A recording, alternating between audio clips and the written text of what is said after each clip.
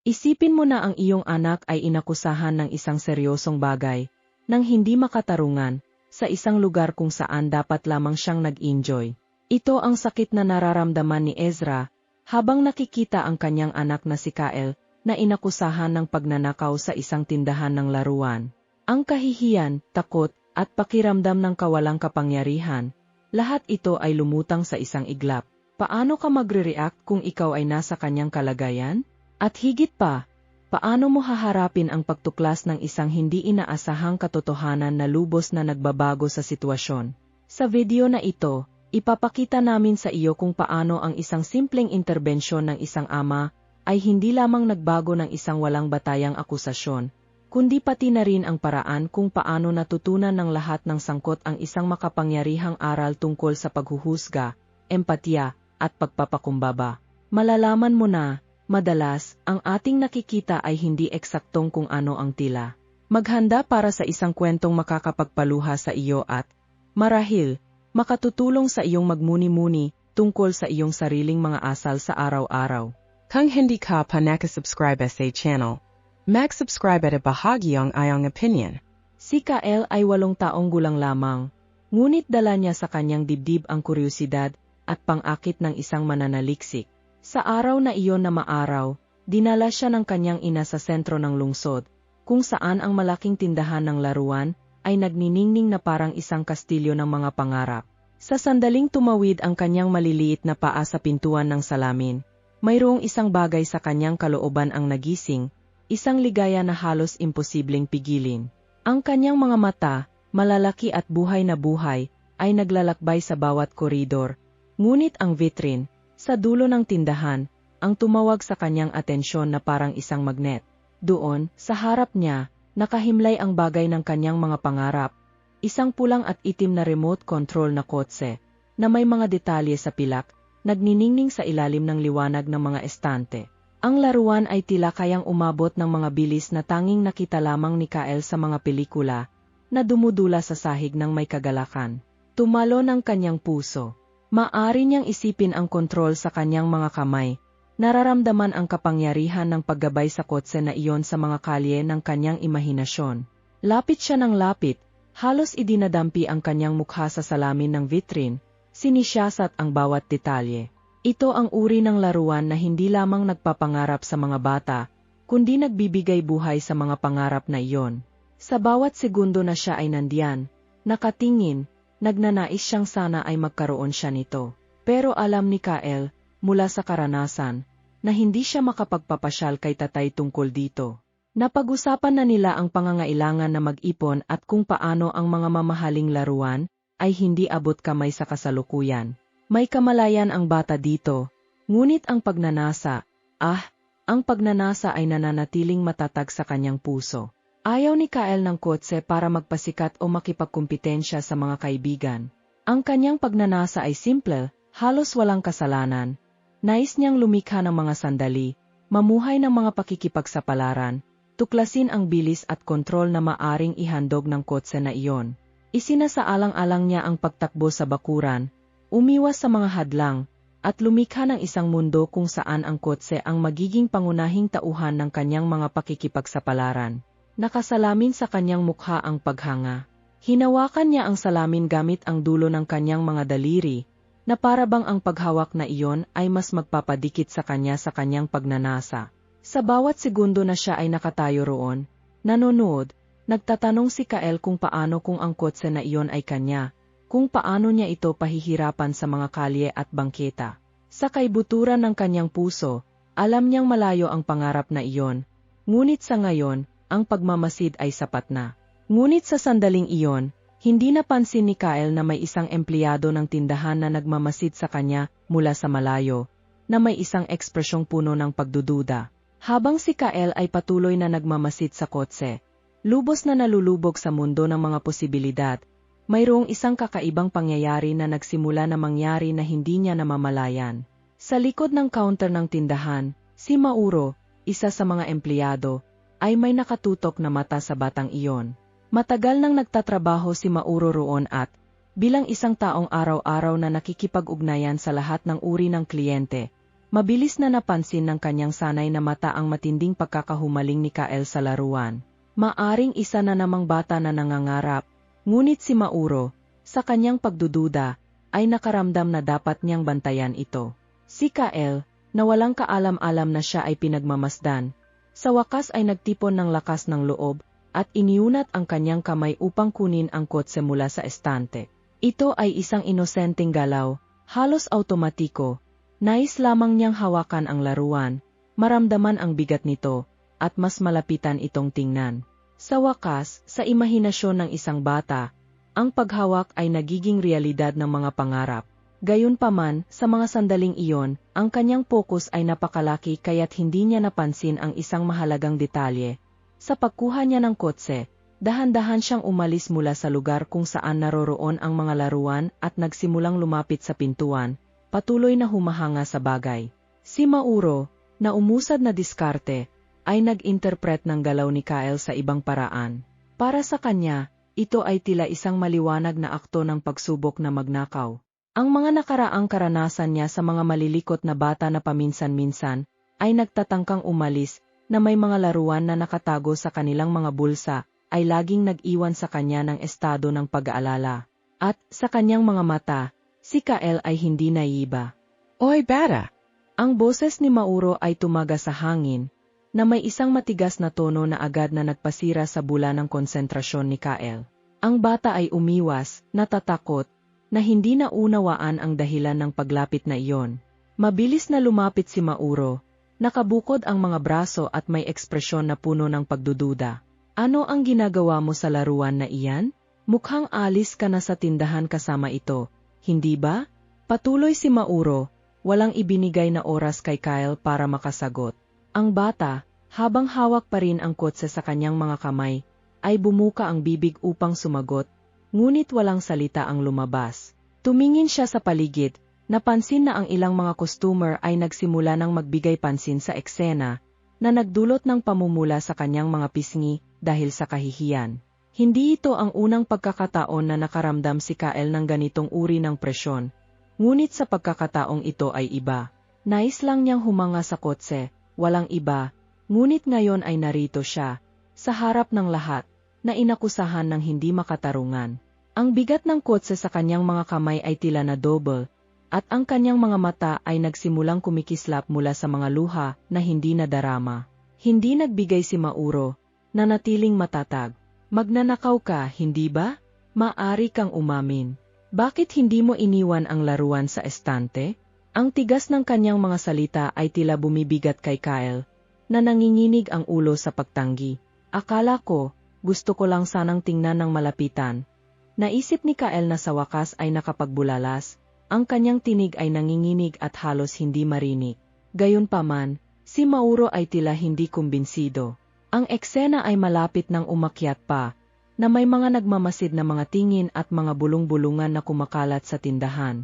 Ang hangin ay puno ng tensyon, at si Kael ay nakakaramdam ng pagkaabrido, na parabang ang bigat ng lahat ng akusasyon ay higit pa sa kanyang makakaya. At, sa sandaling iyon, kapag lahat ay tila nawala, ang pintuan ng tindahan ay bumukas at si Ezra, ang ama ni Kael, ay pumasok, napansin ang gulo mula sa malayo. Hindi maalis ni Mauro ang kanyang mga mata kay Kael. Para sa kanya, ito ay maliwanag na parang araw. Ang bata ay sumusubok na umalis kasama ang kotse ng hindi nagbabayad. Nakita na niya ang eksenang ito noon at, sa kasamaang palad, alam niyang sa ilang mga sitwasyon, ang mga bata ay ginagamit ng mga matatanda upang gumawa ng mga pagnanakaw. Ngunit ang hindi niya alam ay sa pagkakataong ito, ang kaso ay talagang iba. Habang lumalapit si Mauro, ang kanyang mataas na boses ay nagsimulang akitin ang atensyon ng ibang tao sa tindahan. Oy, ano sa tingin mo ang ginagawa mo? Tanong niya na may awtoridad na tila naisip na niya ang sitwasyong iyon. Si Kael, nagulat at natatakot, ay huminto sa parehong sandali. Hawak pa rin ang kotse sa kanyang maliliit na kamay. Ang kanyang inosenteng isipan ay hindi kayang maunawaan kung ano ang nangyayari. Ang liwanag sa kanyang mga mata, na dati ay puno ng purong paghanga para sa laruan, ngayon ay pinalitan ng isang tingin ng pagkalito at takot. Akala kayo? Gusto kayo lang sanang tingnan. Bulong ni Kael, Ngunit si Mauro, na nagalit na sa ideya na may sinuman na nagtatangkang magnakaw mula sa kanyang tindahan, ay hindi nakinig. Gumawa siya ng isang malawak na kilos gamit ang kanyang braso, na humihikbi pa ng mas maraming atensyon. Ngayon, ang ibang mga customer ay tumigil upang manood, at ang tahimik na tindahan ay biglang naging entablado ng isang hindi komportable na eksena. Ay, gusto mo lang sanang tingnan, ha? At halos lumalabas ka na sa pintuan na may laruan sa kamay. Hindi ito kung paano mo tinitingnan ang laruan, bata. Patuloy si Mauro, ang boses ay tumataas sa bawat pangungusap. Ang kanyang akusasyon ay puno ng isang pagkawalang pasensya, na hindi alam ni Kyle kung paano haharapin. Ang bata ay tanging nakatitig sa lupa, nararamdaman ang bigat ng lahat ng mga nagmamasid na tila, naghatid ng hatol sa kanya. Ilang tao ang nagbubulungan sa pagitan nila, at ang bulong-bulungan ay lalo pang nagpatingkad sa kawalang kasyahan ni Kyle. Ang kanyang mga mata ay nagsimulang tumilawing mga luha. Hindi niya maunawaan kung bakit siya ginagamot ng ganitong paraan. Sa kaibuturan, nais lang niyang tingnan ang laruan ng mas malapitan. Walang masama, walang intensyon na magnakaw, ngunit ang lahat sa kanyang paligid ay tila nagsasabuatan laban sa kanya. Si Mauro, nakabukod ang mga braso, ay naghihintay ng sagot na magpapaliwanag sa asal ng bata, ngunit ang tanging nagawa ni Kyle ay umiling, ang mga luha ay mahiyain na nagsimulang dumaloy sa kanyang mukha. Ang batang, na ilang minuto lamang ang nakalipas ay nangangarap ng gising tungkol sa kotse, ngayon ay sentro ng isang pampublikong akusasyon. Ang pakiramdam ng kahihiyan ay bumubusilak sa kanya, ginagawa ang bawat segundo sa tindahan na hindi kayang tiisin. Isang mas matandang customer, na nagmamasid mula sa malayo, ay nagkomento ng mababa, na lalo pang nagpatindi sa pagkabahala ni Kyle. Tinitingnan niya ang laruan sa kanyang mga kamay, at ang dati ay isang simbolo ng kasyahan at kaligayahan, ngayon ay tila isang mabigat na pasanin.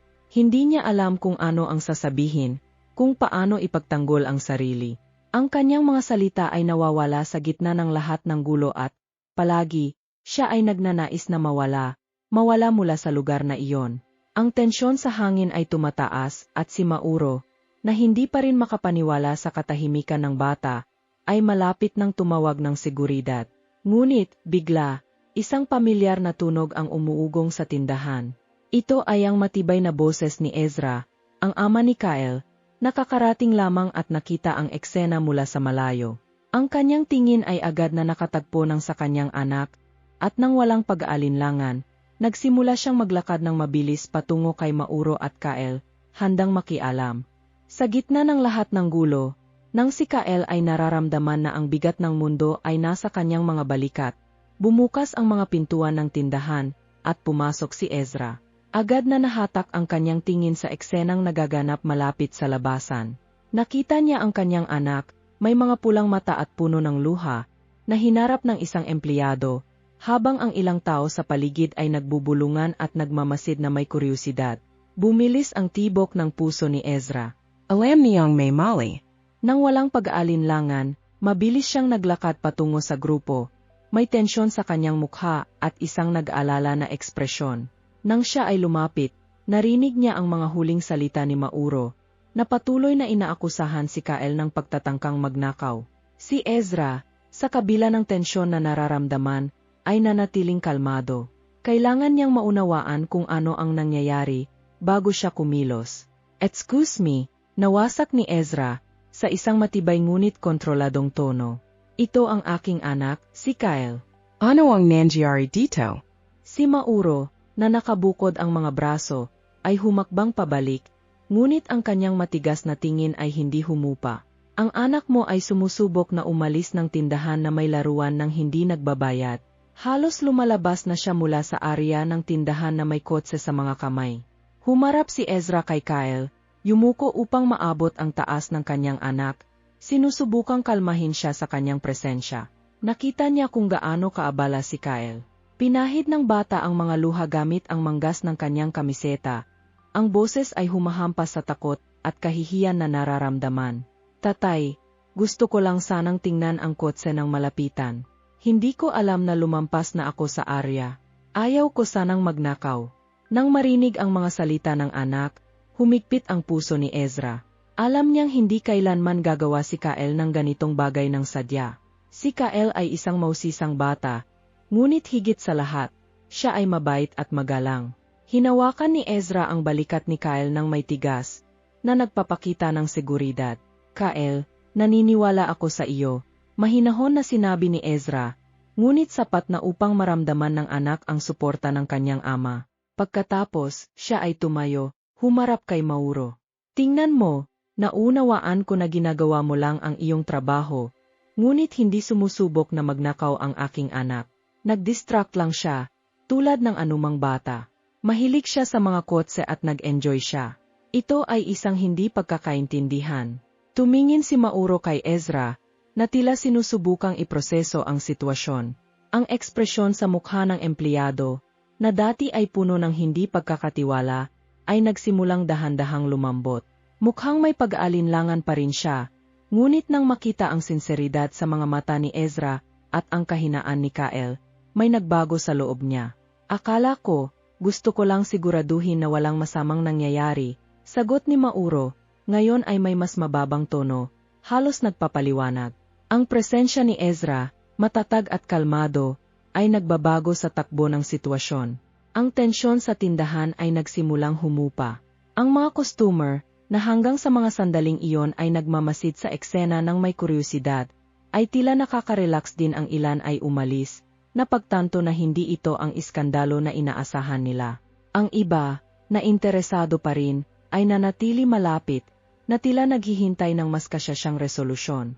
Tumingin si Ezra kay Mauro sa huli, na may pagkaunawa.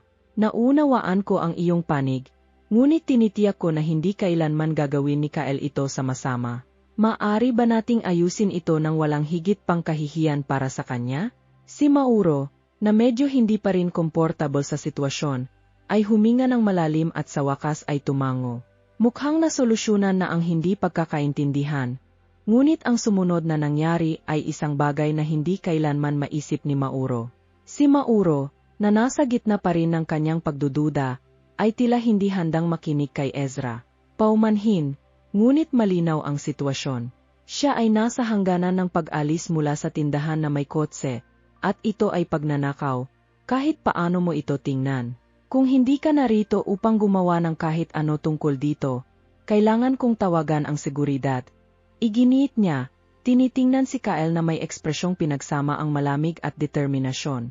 Si Kael, na nakatungo na, ay mahigpit na hawak ang bag ng mga laruan na nasa kanyang mga kamay, nararamdaman ang pagbilis ng tibok ng kanyang puso. Si Ezra, na napansin na ang sitwasyon ay maaring lumala pa, ay huminga ng malalim upang kumalma. Alam niyang kailangan niyang kumilos ng mabilis, ngunit dapat din ay may karunungan. Para sa kanya, mahalagang patunayan ang kawalang sala ng kanyang anak, hindi lamang upang ayusin ang hindi pagkakaintindihan, kundi upang protektahan ang tiwala sa sarili ni Kael. Sa isang tahimik na kilos, nagsimula siyang maghanap ng isang bagay sa bulsa ng kanyang jacket. Habang lahat ng tingin ay nakatuon sa kanya, si Ezra ay naglabas ng isang maliit na bag na gawa sa makulay na papel, na namutawi sa kapaligiran na puno ng tensyon. Tumingin siya kay Kael, na tila maputla at natatakot. Kael, mahal, natatandaan mo ba ang bag na ito? Tanong niya, sinusubukang magbigay ng kaunting ginhawa sa bata. Si Kael, na hindi pa rin ganap na naunawaan ang nangyayari, ay tumingin sa bag at dahan-dahang umiling ng ulo, ang mga mata ay puno ng kuryosidad. Tatay, bumili ako ng ilang bagay doon sa tindahan. Sagot niya ng may kababaang loob, hindi alam na ito ang eksaktong sandali na makapagpapabago sa lahat.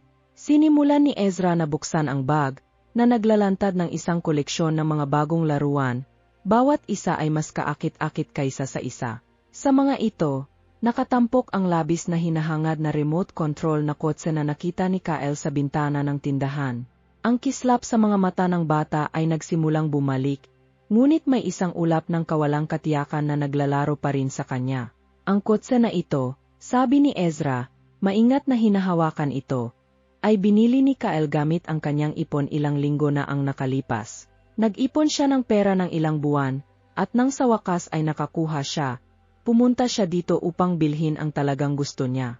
Siya ay isang responsableng bata, at palaging nag-isip ng 2 beses bago gumastos ng bawat sentimo. Ang mga tingin ng mga customer na dati ay puno ng kuryosidad ay ngayon nakatuon kay Mauro, na tila nalilito, walang masabi. Nagpatuloy si Ezra, narito ang mga resibo ng mga binili, kung nais mong makita. Nagawa niya ito lahat mag-isa. Tinuruan ko siyang pahalagahan ang pera at maging mapagpasensya. Tumingin si Mauro sa kotse sa kanyang mga kamay, pagkatapos ay sa mga resibo na inilabas ni Ezra mula sa bag. Ang mukha ay unti-unting nagbabago mula sa pagdududa patungo sa kalituhan. Nagpasalamat siya ng kamay sa kanyang buhok. Nararamdaman ang lalong pagkahiya sa akusasyong kanyang ginawa. Paano niya naisip na ang isang batang napakabata, na labis na nasasabik sa pagiging nasa isang tindahan ng laruan, ay maaring maging isang magnanakaw? Akala ko, hindi ko alam. Bulong ni Mauro, ngayon ay may mababang boses, halos nahihiya. Tumingin siya kay Kyle, na nagsimulang muling makuha ang tiwala. Pinapahid ang mga luha na patuloy na dumadaloy sa kanyang mukha. Pasensya na, bata. Talagang akala ko nagtatangkang magnakaw ka. Ayaw ko sanang ilagay ka sa ganitong sitwasyon. Si Kyle, na ang mga mata ay nagniningning pa rin, ay nakaramdam ng halo-halong ginhawa at kaunting takot. Okay lang, sinabi niya, sa isang malambot na boses. Gusto ko lang sanang tingnan ng malapitan. Nagsimulang magbago ang atmosfera sa tindahan.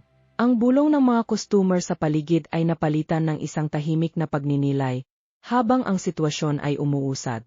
Si Ezra, na ngayon ay nakaramdam ng ginhawa, ay nakita ang ekspresyon ni Mauro na unti-unting lumalambot.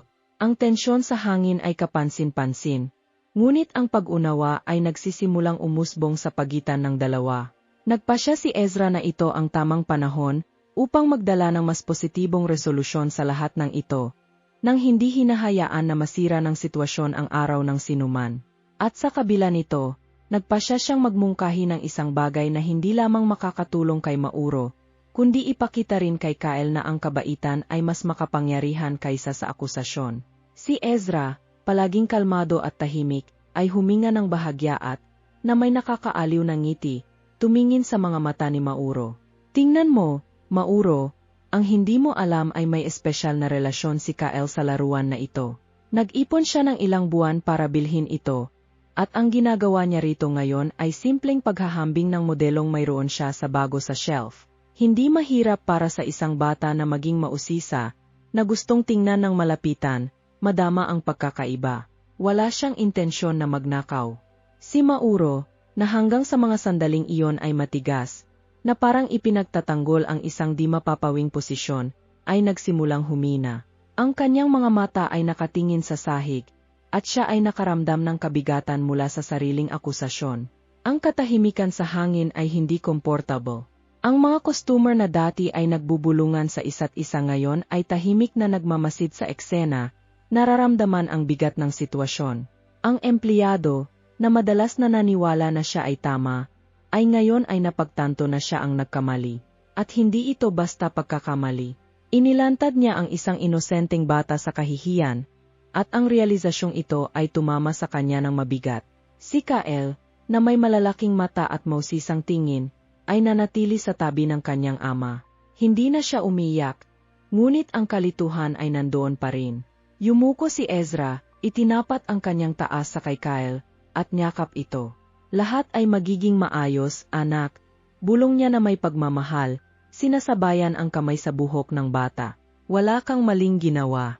Habang ang katahimikan ay nagiging hindi maipapagtanggol, si Mauro, na tinitimbang ng kahihiyan, ay sa wakas ay itinaas ang mga mata at tumingin kay Ezra at Kyle. Ikaw pasensya na, sabi niya, na may mababang boses, puno ng pagsisisi. Talagang akala ko nagtatangkang magnakaw ka, Kyle. Nagkamali ako, at wala nang paraan upang burahin ang ginawa ko. Patawarin mo ako sa paglalagay sa iyo sa ganitong sitwasyon. Ang ama, palaging maunawain, ay alam na ito ay isang mahalagang pagkakataon, hindi lamang para sa empleyado, kundi pati na rin upang magturo ng isang mahalagang aral sa kanyang anak. Ipinatong niya ang kamay, nag-alok ng isang magiliw na handshake kay Mauro. Lahat tayo ay nagkakamali, sabi ni Ezra, sa isang matatag ngunit banayad na tinig. Ang mahalaga ay kilalanin at matuto mula sa mga ito. Si Mauro, nagulat, ay tinanggap ang handshake. Ito ay isang bagay na hindi niya inaasahan pagkatapos ng lahat ng nangyari. Tumingin siya kay Kyle, na nasa tabi ng kanyang ama, at, hindi alam kung ano pa ang gagawin, nag-alok ng isang mahinhing ngiti at tapat sa bata. Si Kyle, na patuloy na nagpoproseso ng lahat, ay sumagot ng isang magaan ngunit taos-pusong ngiti. Ayos lang, sabi niya, sa simpleng salita ng isang bata na naniniwala, paring ang mundo, ay maaring ituwid sa pamamagitan ng isang paghingi ng tawad. Si Mauro, nagpapasalamat sa pag-unawa at kababaang loob ni na Ezra at Kyle, ay nangako na gawing mas positibo ang karanasan para sa bata. Alam mo, Kyle, sabi ni Mauro, ang tindahan ay makakatanggap ng mga bagong modelo ng mga remote control na kotse sa susunod na linggo. Kung gusto mo, matutulungan kita na pumili ng isa. Iyon ang kaunting magagawa ko. Tumingin si Kyle sa kanyang ama, at si Ezra ay tumango, sumasang-ayon sa alok ni Mauro. Sa bagong hangin ng gaan sa kapaligiran, umalis ang empleyado, upang tulungan ang ibang mga customer, ngunit ang aral ng kababaang loob na natutunan niya sa sandaling iyon ay magiging eksyo sa kanyang isipan sa loob ng mahabang panahon. Hawak-hawak ni Ezra ang kamay ni Kyle at, sabay na naglakad patungo sa labas ng tindahan. Nakita mo, anak, sabi ni Ezra, bahagyang pinipiga ang kamay ng bata. Minsan, ang mga tao ay nagkakamali, ngunit palagi tayong may pagpipilian kung paano tumugon sa mga ito. Ang mahalaga ay magpatuloy sa buhay na may malinis na puso. Ngumiti si Kyle, nararamdaman na may mahalagang nagbago sa araw na iyon. Hindi lamang niya naunawaan ang halaga ng kanyang mga nakamit, kundi natutunan din na ang pasensya at pagpapatawad ay maaring magbago kahit ang pinakamahirap na mga sandali. At sa gayon, umalis ang ama at anak sa tindahan. Hindi lamang iniiwan ang hindi pagkakaintindihan, kundi pati na rin ang isang aral tungkol sa empatiya at paglago. Ang manager ng tindahan, si G. Ricardo, ay nagmamasid sa sitwasyon mula sa malayo at napansin ang wakas na puno ng emosyon, nakaramdam siya ng obligasyon na makialam. Agad siyang naglakad patungo kung nasaan sina Ezra at Kyle. Ang kanyang mukha ay puno ng pagsisisi. Mangyaring tanggapin ang aking taos-pusong paghingi ng tawad. Nagsimula ang manager. Ang kanyang boses ay mababa ngunit matatag. Ang nangyari dito ay hindi dapat nangyari, at si Mauro ay naipaalam na, Kyle, hindi ka dapat tratuhin sa ganitong paraan, at nais naming ituwid ang pagkakamaling ito. Tumingin si Kyle sa manager gamit ang kanyang malalaking mata na medyo natatakot pa rin, ngunit ngayon ay puno ng kuryosidad. Ang batang patuloy na humahawak sa kamay ng kanyang ama ay nakinig ng mabuti ng ipagpatuloy ng manager. Bilang isang paraan ng pagpapakita ng aming pagsisisi, nais naming ihandog sa iyo ang isang bagong laruan, anumang gusto mo. Ito ay isang regalo mula sa tindahan para sa iyo. May isang sandali ng katahimikan sa hangin, parang ang mundo ay naghihintay sa sagot ng bata. Tumingin si Kyle sa remote control na kotse sa shelf. Ang parehong kotse na nakakuha ng kanyang atensyon mula sa simula. Maaari niya itong kunin, dalhin ito pauwi nang hindi gumagastos ng kahit isang sentimo. Ito ang laruan ng kanyang mga pangarap, pagkatapos ng lahat. Ngunit may isang bagay sa kanya na iba na ngayon. Marahil ito ang sinabi ng kanyang ama tungkol sa mga pagkakamali ng tao. O marahil ito ang tahimik na aral na ang mga bagay na pinahahalagahan natin ay yaong mga ipinaglalaban natin. Huminga ng malalim si Kyle at, na may nakakagulat na kapanatagan para sa isang batang kanyang edad, sumagot, salamat, pero, hindi ko kailanman gustong makatanggap ng kahit ano ng libre.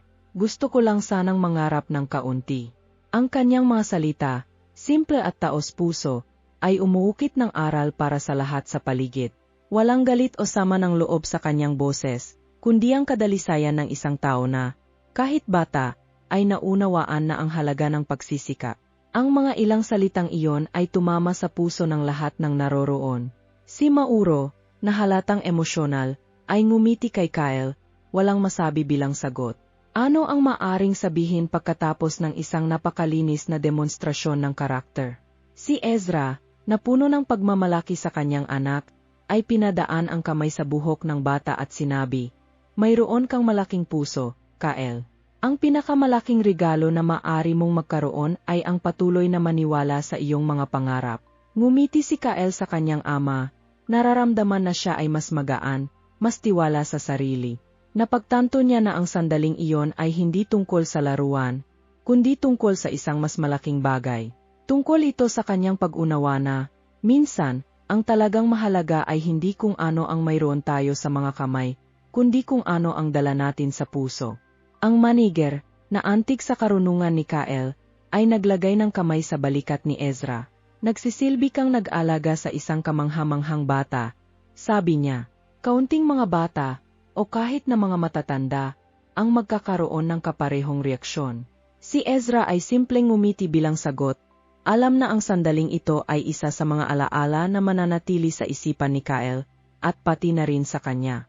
Habang naghahanda silang umalis sa tindahan, si Kael ay tumingin sa remote control na kotse sa huli, ngunit sa pagkakataong ito ay may pakiramdam ng kasiyahan. Alam niyang, sooner or later, makakamit niya ang gusto niya, at kapag nangyari iyon, ito ay dahil sa kanyang sariling pagsisikap. Nang tumawid sila sa pinto, iniwan ng ama at anak hindi lamang ang tindahan kundi pati na rin ang isang aral ng kababaang loob, empatiya, at pagtitiyaga. Habang tumatawid sila sa mga pinto ng tindahan, tila mas tahimik ang hapon, halos parang ang hangin ay naging mas magaan. Ang ingay ng mga tao sa loob ng tindahan at ang galaw ng kalye sa paligid ay tila malayo na kay Kael at sa kanyang ama, si Ezra. Habang naglalakad, bahagyang pinisil ng ama ang kamay ni Kael, na nagtataglay ng matatag na tingin sa unahan, ngunit may karagdagan pang bagay sa kanyang mga mata, isang nagniningning ng pagmamalaki.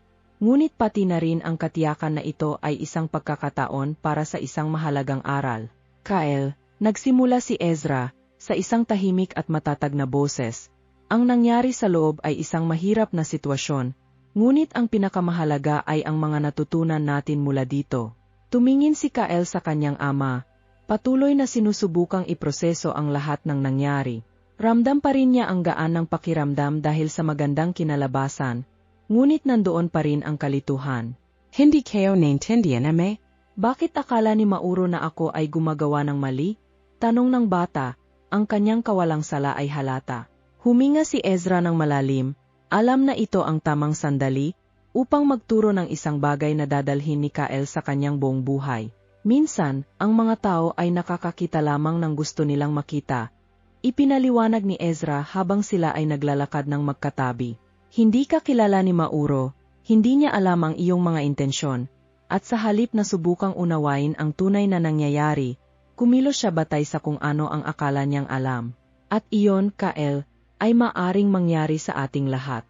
Si Kael, palaging mausisa, ay patuloy na nakikinig ng mabuti. Ngunit siya ay mali, ama. Gusto ko lang talagang tingnan ang kotse ng malapitan. Siya ay mali, sagot ni Ezra, huminto at yumuko upang maging kasing taas ng kanyang anak. At iyon ang dahilan kung bakit hindi natin dapat husgahan ang sinuman batay sa mga panlabas na anyo. Bago tayo magbigay ng anumang konklusyon, kailangan nating subukang unawain ang tao, kung ano ang iniisip niya, kung ano ang nararamdaman niya. Pinayagan ni Mauro na ang pagkiling ay magsalita ng mas malakas at gumawa ng paghuhusga ng hindi nalalaman ang katotohanan. Tahimik si Kael, nagmumuni-muni sa mga salita ng kanyang ama. Alam niyang ang nangyari sa tindahan ay higit pa sa isang kaguluhan tungkol sa isang laruan.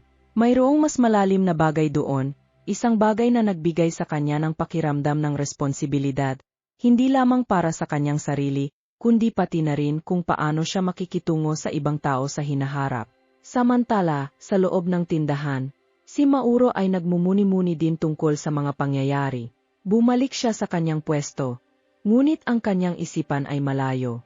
Binabalikan niya ang bawat sandali sa kanyang isipan, ang takot na tingin ni Kael, ang mahinahong tono ni Ezra, ang pagbubunyag ng laruan na nabili na. Ayon dito, ito ay tila isang malakas na tama sa kanya. Hindi kailanman naisip ni Mauro ang tungkol sa epekto ng kanyang mga aksyon sa iba. Naniniwala siya na ginagawa lamang niya ang kanyang trabaho, ngunit ngayon ay napagtanto niyang hinusgahan niya ang isang inosenteng bata, batay sa mga hindi sapat na palagay. Ang bigat ng pagsisisi ay bumagsak sa kanya. Paano ako naging bulag? Isip ni Mauro, habang pinagmamasdan ang mga customer na pumapasok at lumalabas sa tindahan. Palagi niyang iniisip na, upang magampanan ng maayos ang kanyang trabaho, kailangan niyang maging mahigpit at huwag mag-atubiling kumilos. Ngunit ngayon, nakikita niyang ang tunay na lakas ay nasa kaalaman na huminto, magmuni-muni, at unawain bago kumilos. Maari akong nagdulot ng malaking pinsala sa batang iyon, sa kanyang tiwala, sa paraan ng kanyang pagtingin sa mga tao. Nagpasya siya, ang kanyang dibdib ay nahihirapan. At sa sandaling iyon, nagpasya si Mauro na may kailangang magbago. Natutunan niya ang isang mahalagang aral, na ang pagmamalaki, pagkiling, at pagmamadali sa paghuhusga ay maaring magbago ng katotohanan at magdulot ng masakit na pagkakamali. Para sa kanya, ang araw na iyon ay magiging isang mahalagang punto ng pagbabago. Alam ni Mauro na hindi na siya muling titingin sa sinuman sa parehong paraan, nang hindi muna sinubukan na makita ang higit pa sa mga panlabas na anyo. Habang si Kyle at Ezra ay patuloy na naglalakad pauwi, ang bata, na ngayon ay mas kalmado, ay tumingin sa kanyang ama na may ekspresyon ng pag-unawa. Hindi ko ito makakalimutan, Ama. Palagi kong susubukang unawain ang mga tao, bago akalain na alam ko ang kanilang ginagawa. Si Ezra ay ngumiti, nagmamalaki sa karunungan na natutunan ng kanyang anak ng maaga. Iyan ang pinakamahalaga, anak. Kung lahat tayo ay gagawin ito, ang mundo ay magiging mas magandang lugar. Si Kyle, na may magaan na puso at bagong pananaw sa mundo, ay nakaramdam ng lakas. Alam niyang, sa kabila ng kaguluhan, mayroong magandang bagay na lumabas mula sa karanasang iyon. Ngayon, hindi lamang siya may ama na nagproprotekta sa kanya, kundi mayroon din siyang mas malalim na pag-unawa sa kung ano ang ibig sabihin ng pagiging makatarungan at mapagpahalaga. At sa gayon, habang ang araw ay nagsisimulang lumubog, na nagbibigay liwanag sa daan pauwi, alam ng ama at anak na ang araw na iyon, na minarkahan ng isang mahirap na sandali, ay magiging isang mahalagang alaala, hindi dahil sa kahihiyan o takot, kundi dahil sa pangmatagalang aral na dadalhin nila magpakailanman. Wakas ng kwento. Hindi.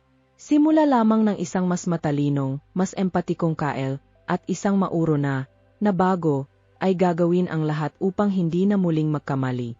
Ang hindi inaasahang pagbabalik sa tindahan. Ilang araw pagkatapos ng insidente, nagpasya sina Kyle at Ezra na bumalik sa tindahan. Hindi ito isang nakaplano na pagbisita, kundi isang simpleng pagdaan sa malapit na lugar na nagpasiklab kay Kyle na muling makita ang lugar kung saan may mahalagang nangyari. Nang pumasok sila, tila iba ang kapaligiran, ngunit isang bagay ang tumawag sa pansin ng dalawa. Si Mauro, ang empleyadong nagkamali, ay nag-ayos ng mga istante na may mas mapayapang ekspresyon. Nang makita ni Mauro sila, may nagbago sa kanyang mukha. Lumapit siya kay Kyle at Ezra, ngunit sa pagkakataong ito ay may hitsura ng kababaang loob at pasasalamat. Naghihintay ako na bumalik kayo, sabi ni Mauro, sa matatag na boses, ngunit may bahid ng kahinaan. Ang araw na iyon, marami akong natutunan. Gusto kong magpasalamat sa inyo, lalo na sa iyo, Kyle, sa pagbibigay sa akin ng pagkakataong matuto mula sa aking pagkakamali. Si Kyle, na patuloy na nakakaramdam ng kakaibang sitwasyon, ay tumingin sa kanyang ama, naghahanap ng suporta, ngunit si Ezra ay simpleng ngumiti, hinikayat siyang sumagot. Okay lang, sabi ni Kyle nang may kababaan. Lahat ng tao ay nagkakamali. Umaasa lang ako na maunawaan mo na hindi laging ganito ang mga bagay. Tumango si Mauro na may bahagyang ngiti at taos-pusong pagtanggap. Naintindihan ko, oo. At nangangako ako na magiging mas maingat. Ngayon, mas mabuti na akong empleyado at, umaasa ako, mas mabuting tao. Ang maikling palitan ng mga salitang ito, ay nagtatag ng isang mahalagang bagay. Hindi lamang ito ang katapusan ng isang komplikadong sitwasyon, kundi simula ng isang bagong relasyon. Umalis si Kyle sa tindahan na may pakiramdam na, kung minsan, kahit ang masasamang sandali ay maaring maging mabuti, kung handa tayong magpatawad at matuto. Ang aral na ibinahagi. Ilang linggo pagkatapos, sa isang hapunan ng pamilya, ikinuwento ni Ezra ang nangyari sa tindahan sa mga malapit na kamag-anak. Habang ang mga bata ay nakikinig na may malalaking mata, ang mga matatanda ay nagmuni-muni sa katahimikan. Bawat isa ay may kani-kaniyang karanasan ng mga padalos-dalos na paghatol, at hindi pagkakaintindihan. Ngunit ang paraan ng pagharap ni Ezra at Kael sa sitwasyong iyon ay tumago sa lahat. Tumingin ang ina ni Kael, si Isabela, sa kanyang anak na may pagmamalaki. Natutunan mo ang isang napakahalagang bagay, mahal ko. Hindi lahat ng matatanda ay may kakayahang magpatawad at umunawa tulad ng ginawa mo. Ngumiti si Kael, naglalaro sa kanyang pagkain sa plato. Hindi alam kung paano sasagutin ang maraming papuri. Sa kaibuturan, patuloy pa rin siyang nagpoproseso sa lahat ng nangyari. Ngunit alam niya ang isang bagay. Ang natutunan niya sa araw na iyon sa tindahan ay isang aral na dadalhin niya magpakailanman. At ngayon, habang nakikita ang kanyang pamilya na nagmumuni-muni tungkol dito, napagtanto niyang ang kanyang karanasan ay may kapangyarihang makaapekto sa iba, kahit na hindi siya nagsasabi ng marami. Sa pagtatapos ng gabing iyon, habang ang mga bata ay nag-asikaso na matulog, lumapit si Ezra kay Kyle sa silid at sinabi, "Ang aral na natutunan mo, anak, ay higit pa sa atin. Ibinabahagi mo ito sa ibang tao, kahit hindi mo namamalayan, dahil lamang sa paraan ng iyong pakikitungo sa iba." At, sa puntong iyon, ipinikit ni Kyle ang kanyang mga mata, natutulog na may pusong puno ng karunungan at, higit sa lahat, may bagong pag-unawa kung paano gumagana ang mundo, hindi laging makatarungan, ngunit palaging handa na magturo. Kung ang kwentong ito ay umantig sa iyong puso at nagpasimula ng pagninilay, huwag kalimutang iwan ang iyong komento at ibahagi ang iyong mga karanasan. Gusto naming malaman kung paano ka humaharap sa mga sitwasyon ng paghatol at pagpapatawad. At, syempre, mag-subscribe sa channel upang hindi makaligtaan ang iba pang mga kwentong puno ng damdamin tulad nito.